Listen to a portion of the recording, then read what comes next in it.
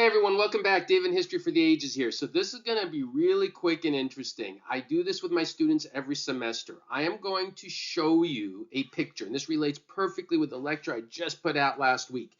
And I'm going to show you a picture, and what I want you to do is write down the first word that pops into your mind when you see it. Now, if you see a picture of a fish, don't write fish, right? I want to know what you kind of think of it or whatever pops in your head, all right? So this is the first image I'm going to show you. Write down whatever word, right? Whatever popped in your mind when you first saw this image, okay? And then if you can, put it in the comments. And then I'm going to show you another picture. Here we go with the second picture. Whatever just popped in your head, hopefully you put it down.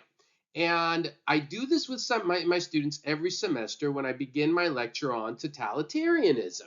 I'll leave the link to the full lecture here and a link to my shorter video from last week that I made on this idea of communism and Nazism and where they fall in the political spectrum. Because what happens without fail every semester when the students first see the first image, I get words like power, communism, control. When they see the Nazi image, it's more evil, genocide, death, and things of that nature.